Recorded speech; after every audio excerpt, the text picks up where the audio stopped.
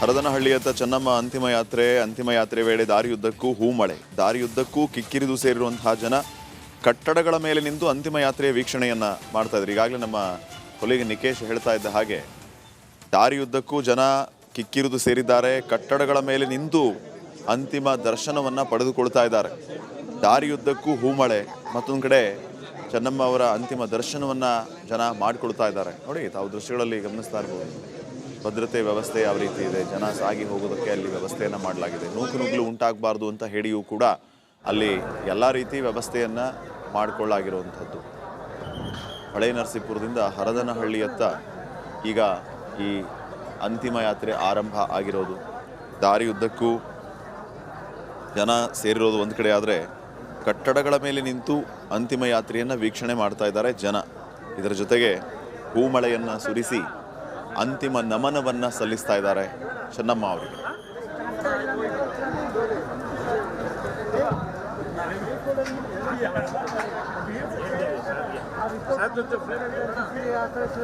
ಮಧ್ಯಾಹ್ನ 2 ಗಂಟೆಯಿಂದ ಅಂತಿಮ ವಿಧಿವಿಧಾನಗಳು ಆರಂಭ ಆಗಲಿಕ್ಕಿದೆ. ಮಾವಿನಕೆರೆ ರಂಗನಾಥ ಸ್ವಾಮಿ ಬೆಟ್ಟದ ತಪ್ಪಲಲ್ಲಿ ಅಂತ್ಯ ಸಂಸ್ಕಾರ ನೆರವೇರಲಿಕ್ಕಿದೆ. ಈಗಾಗಲೇ ಜಾಗ ಗುರುತಿಸಲಾಗಿದ್ದು ಅಲ್ಲಿ ಎಲ್ಲ ರೀತಿ ವ್ಯವಸ್ಥೆಯನ್ನು ಮಾಡಲಾಗಿದೆ. ಮಧ್ಯಾಹ್ನ 2 ಗಂಟೆಯಿಂದ ಅದೇ ಜಾಗದಲ್ಲಿ ಅಂತಿಮ ವಿಧಿವಿಧಾನಗಳು ಆರಂಭ ಆಗುತ್ತೆ. ಒಕ್ಕಲಿಗ ಸಂಪ್ರದಾಯದಂತೆ ಅಂತಿಮ ವಿಧಿವಿಧಾನಗಳು ನೆರವೇರಲಿಕ್ಕಿದೆ. ನೋಡಿ, ತಾವೀಗ ಗಮನಿಸ್ತಾ ಇರುವಂತಹ ದೃಶ್ಯಗಳೇನಿದೆ, ಇದು ಅಂತಿಮ ಯಾತ್ರೆಯ ದೃಶ್ಯಗಳು. ಹಳೆ ನರಸೀಪುರದಲ್ಲಿ ಸಾರ್ವಜನಿಕ ದರ್ಶನಕ್ಕೆ ಇಡಲಾಗಿತ್ತು. ಅಲ್ಲಿಂದ ಈಗ ಹರದನಹಳ್ಳಿಯತ್ತ ಪಾರ್ಥಿವ ಶರೀರವನ್ನು ತೆಗೆದುಕೊಂಡು ಹೋಗ್ತಾ ಇರುವಂಥ ದೃಶ್ಯಗಳನ್ನು ತಾವು ಗಮನಿಸ್ತಾ ಇದ್ದೀರಿ. ಇನ್ನೇನು ಸ್ವಲ್ಪ ಹೊತ್ತಿನಲ್ಲಿಯೇ ಹರದನಹಳ್ಳಿ ತಲುಪಿ ಅಲ್ಲಿ ಈಗಾಗಲೇ ಎಲ್ಲ ವ್ಯವಸ್ಥೆಯನ್ನು ಮಾಡಿಕೊಳ್ಳಲಾಗಿದ್ದು, ನೇರವಾಗಿ ಆ ರಂಗನಾಥ ಸ್ವಾಮಿ ಬೆಟ್ಟದ ತಪ್ಪಲಿಗೆ ಪಾರ್ಥಿವವನ್ನು ತೆಗೆದುಕೊಂಡು ಹೋಗಲಾಗುತ್ತೆ. ಅಲ್ಲಿ ಮಧ್ಯಾಹ್ನ 2 ಗಂಟೆಯಿಂದ ಅಂತಿಮ ವಿಧಿವಿಧಾನಗಳು ಆರಂಭ ಆಗಲಿಕ್ಕಿದೆ. ಹಳೇಕೋಟೆ ಮೂಲಕ ಅಂತ್ಯ ಸಂಸ್ಕಾರ ಸ್ಥಳಕ್ಕೆ ಪಾರ್ಥಿವವನ್ನು ತೆಗೆದುಕೊಂಡು ಹೋಗಲಾಗುತ್ತೆ. ಚೆನ್ನಮ್ಮ ಅವರ ಪಾರ್ಥಿವಕ್ಕೆ ಈಗಾಗಲೇ ರಂಗನಾಥ ಸ್ವಾಮಿ ದೇಗುಲದ ತೀರ್ಥ ಪ್ರೋಕ್ಷಣೆಯನ್ನು ಕೂಡ ಮಾಡಲಾಗಿರೋದು. ಒಕ್ಕಲಿಗ ಸಂಪ್ರದಾಯದಂತೆ ಅಂತಿಮ ವಿಧಿವಿಧಾನಗಳು ನೆರವೇರಲಿಕ್ಕಿದೆ. ಕೇಂದ್ರ ಸಚಿವರುಗಳು, ಸರ್ಕಾರದ ಪ್ರತಿನಿಧಿಗಳು, ಹಲವು ಗಣ್ಯ ವ್ಯಕ್ತಿಗಳು ಈ ಅಂತ್ಯಕ್ರಿಯೆಯಲ್ಲಿ ಭಾಗಿಯಾಗಲಿಕ್ಕಿದ್ದಾರೆ. ಈ ಹಿನ್ನೆಲೆ ಜಿಲ್ಲಾಡಳಿತ ಸಕಲ ವ್ಯವಸ್ಥೆಯನ್ನು ಕೂಡ ಮಾಡಿಕೊಂಡಿದೆ. ಇನ್ನು ಸಾಕಷ್ಟು ಸಂಖ್ಯೆಯಲ್ಲಿ ಸಾರ್ವಜನಿಕರು, ಬೆಂಬಲಿಗರು, ಹಿತೈಷಿಗಳು ಕೂಡ ಬರ್ತಾ ಇರುವ ಹಿನ್ನೆಲೆ ಅವರೆಲ್ಲರಿಗೂ ಕೂಡ ಊಟದ ವ್ಯವಸ್ಥೆಯನ್ನು ಕೂಡ ಮಾಡಲಾಗಿದೆ. ಕಡಿಮೆ ಅಂದರೆ ಒಂದು 25,000 to 30,000 ಜನರಿಗೆ ಊಟದ ವ್ಯವಸ್ಥೆಯನ್ನು ಮಾಡಲಾಗಿದೆ. ಅದರ ಬಗ್ಗೆ ಕಾಳಜಿ ವಹಿಸುವಂತಹ ಕೆಲಸ ಈಗ ದೇವೇಗೌಡ ಕುಟುಂಬದಿಂದ ಆಗ್ತಾ ಇದೆ. ನೋಡಿ, ಜನರು ಕೂಡ ಯಾವ ರೀತಿ ಕಿಕ್ಕಿರಿದು ಸೇರಿದ್ದಾರೆ ಅನ್ನೋದನ್ನು ತಾವು ದೃಶ್ಯಗಳಲ್ಲಿ ಗಮನಿಸ್ತಾ ಇದ್ದೀರಿ. ಕಟ್ಟಡದ ಮೇಲೆ ನಿಂತು ಅಂತಿಮ ಯಾತ್ರೆ ವೀಕ್ಷಣೆ ಮಾಡ್ತಾ ಇರೋದು, ಅಂತಿಮ ದರ್ಶನವನ್ನು ಪಡೆದುಕೊಳ್ತಾ ಇರೋದು.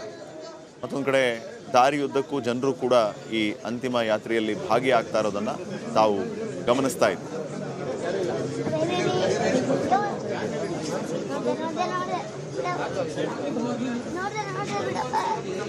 ಅಂತಿಮ ಯಾತ್ರೆಯ ಲೈವ್ ದೃಶ್ಯಾವಳಿಯನ್ನು ಇಲ್ಲಿ ಗಮನಿಸ್ತಾ ಇದ್ದೀರಿ. ಸಾಕಷ್ಟು ಬಂದೋಬಸ್ತನ್ನು ಕೂಡ ಮಾಡ್ಕೊಂಡಿದ್ದಾರೆ. ಯಾರೂ ಊಹೆ ಮಾಡಲಿಲ್ಲ ಇಷ್ಟು ಜನ ಸೇರ್ತಾರೆ ಅಂಥೇಳಿ. ಸಾಕಷ್ಟು ಸಂಖ್ಯೆಯಲ್ಲಿ ಜನ ಜಮಾವಣೆಗೊಂಡಿದ್ದಾರೆ. ರಸ್ತೆ ಉದ್ದಕ್ಕೂ ಕೂಡ ಜನ ಆಗಮಿಸಿ ಅಂತಿಮ ದರ್ಶನವನ್ನು ಪಡೆದುಕೊಳ್ತಾ ಇದ್ದಾರೆ. ವಿಶೇಷವಾದಂಥ ತೆರೆದ ವಾಹನದಲ್ಲಿ ಚೆನ್ನಮ್ಮ ಅವರ ಅಂತಿಮ ಯಾತ್ರೆ ಸಾಗ್ತಾ ಇರುವಂಥ ದೃಶ್ಯವನ್ನು ಇಲ್ಲಿ ಗಮನಿಸ್ತಾ ಇದ್ದೀವಿ. ಅನೇಕ ಗಣ್ಯರು ಸಂತಾಪವನ್ನು ಕೂಡ ಸೂಚಿಸಿದರು. ದಶಕಗಳ ಕಾಲ ದೇವೇಗೌಡ ಅವರ ಜೀವನದಲ್ಲಿ, ಬದುಕಿನಲ್ಲಿ ಬೆನ್ನೆಲುಬಾಗಿ ನಿಂತಿದ್ದಕ್ಕಾಗಿ ಮಹಾತಾಯಿ ಅಗಲಿಕೆಗೆ ಅಭಿಮಾನಿಗಳು, ಕಾರ್ಯಕರ್ತರು ಎಲ್ಲರೂ ಕೂಡ ದುಃಖ ತಪ್ತರಾಗಿದ್ದಾರೆ. ಪಕ್ಷಾತೀತವಾಗಿ ಗಣ್ಯರೆಲ್ಲರೂ ಕೂಡ ಆಗಮಿಸಿ ಅಂತಿಮ ದರ್ಶನವನ್ನು ಪಡೆದುಕೊಂಡು ಹೋಗ್ತಿದ್ದಾರೆ.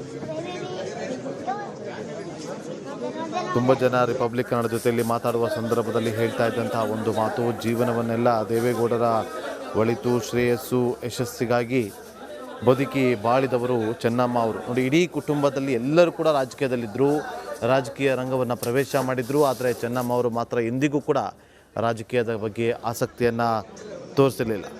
ನೋಡಿ, ಪ್ರತಿ ಯಶಸ್ಸಿನ ಪುರುಷನ ಹಿಂದೆ ಮಹಿಳೆ ಇರ್ತಾಳೆ ಅನ್ನುವ ಒಂದು ಮಾತಿಗೆ ಅತ್ಯುತ್ತಮವಾದಂಥ ಉದಾಹರಣೆ ಅಂತಂದರೆ ಅದು ಚೆನ್ನಮ್ಮ ಅವರು. ದೇವೇಗೌಡ ಅವರ ಹುಟ್ಟೂರು ಹರದನಹಳ್ಳಿ, ಗೌಡರು ಬೆಳೆದಂಥ ಊರು. ಪಡವಲ ಹಿಪ್ಪೆ ರಾಜಕೀಯ ಶಕ್ತಿ ಕೇಂದ್ರ ಹೊಳಲಿ ನರಸೀಪುರ, ಚೆನ್ನಮ್ಮನವರ ಹುಟ್ಟೂರು ಮುತ್ತಿಗೆ ಹಿರೇಹಳ್ಳಿ ಆ ಭಾಗದಲ್ಲಿ ಶೋಕಸಾಗರದಲ್ಲಿ ಈಗ ಜನ ಮುಳುಗಿದ್ದಾರೆ. ಹಾಸನ ತಾಲೂಕಿನ ಮುತ್ತಿಗೆರೆ ಹಿರೇಹಳ್ಳಿಯಲ್ಲಿ ದ್ಯಾವೇಗೌಡ ಕಾಳಮ್ಮ ದಂಪತಿಯ 4 ಪುತ್ರಿಯರು, 4 ಪುತ್ರರೊಂದಿಗೆ ಮೊದಲಿಗರಾಗಿ ಜನಿಸಿದವರು ಚೆನ್ನಮ್ಮನವರು.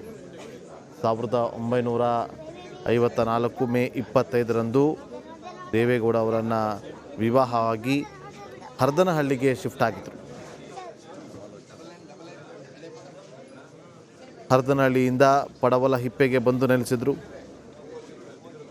H D Balakrishnegowda, H D Revanna ಅವರು, ಎಚ್ ಡಿ ಕುಮಾರಸ್ವಾಮಿ ಅವರು, H D Ramesh, H D Anasuya ಅವರು, ಎಚ್ ಡಿ ಶೈಲಜಾ ಅವರ ತಾಯಿಯಾಗಿ